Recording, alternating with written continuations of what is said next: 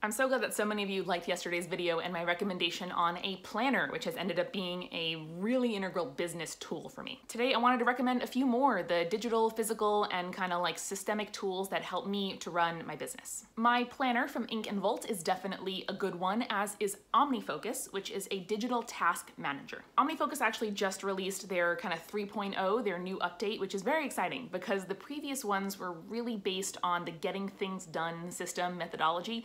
And if you try to learn that, you look at one blog post, your eyes glaze over, and you're like, oh no, I can't do this. But the new Omnifocus does not require you to be familiar with that system or to kind of adhere to its like ideals and guidelines. Basically, it is a to-do list that you can schedule things, you can defer them, you can make tasks repeat. You can also tag them according to the business, the project, the location, the tools you need to get it done. So I can pull up all the things that I have to do with phone calls. If I'm ever like in a waiting room with nothing to do and poor internet reception, I can just crank through a bunch of phone calls. This is also a small silly thing, but it integrates with Siri so that I can, when I'm falling asleep, you know, trigger Siri and say like, remind me at 4 p.m. to email whoever, and it goes into my Omnifocus as a 4 p.m. reminder for tomorrow, which is like, love it. Similarly, I really rely on Evernote. That is my kind of like note-taking, bookmarking system of choice. I have it up all the time. It's great on iOS, it's great on my Mac, and I can keep meeting notes. I can clip different bookmarks from the internet to put into my different project folders.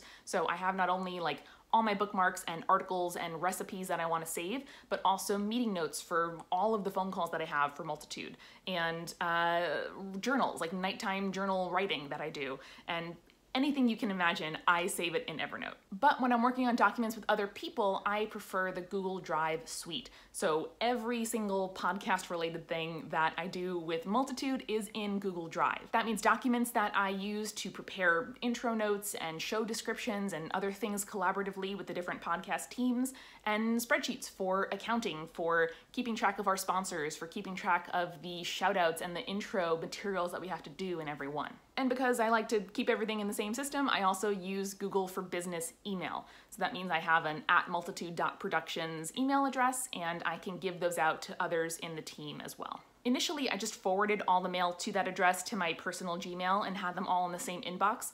That soon got out of hand, and I have now kept them in separate inboxes. I will have my work inbox, my personal inbox. Even though podcast stuff has been personal stuff for so long, I want to make sure that I set myself up for work-life balance and keep those two things apart. Another crucial email tool is MixMax. I've talked about this extension before, but it's a kind of like email plugin, Chrome extension. They have Firefox as well, I believe.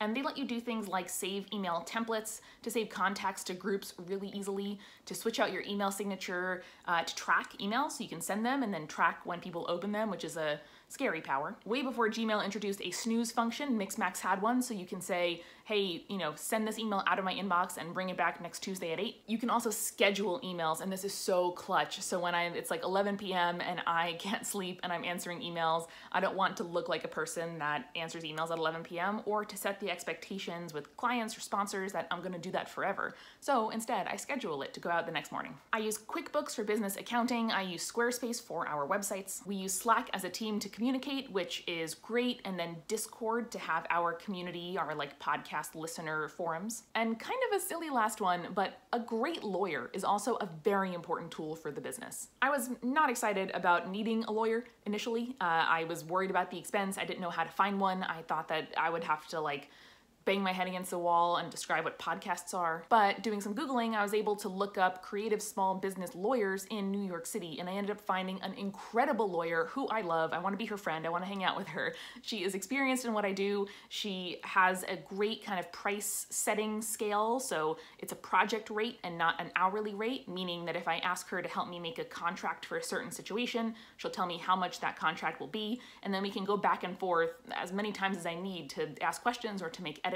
So I'm not worried that like every email I send her, I'll then get a bill afterward. And just being really confident in our paperwork and in our contracts and in our client agreements, being able to have someone on hand where if I have to like run a document by her, she can review it and say, this is great, this is normal, this is not. That is really valuable peace of mind. And I definitely wanted to make sure that I started out the business on a really solid foundation. So I used our first consulting check to pay for the creation of those client agreements, the contractor agreements, and actual partnership arrangement agreements for the podcasts instead of one that we downloaded from a free website and tweaked and then signed. So those are the tools that I use to run a multitude so far. If you have ones that you use to run your creative projects, your side hustles, your businesses, I would love to hear them. And of course, I'll be back with more Business Week tomorrow.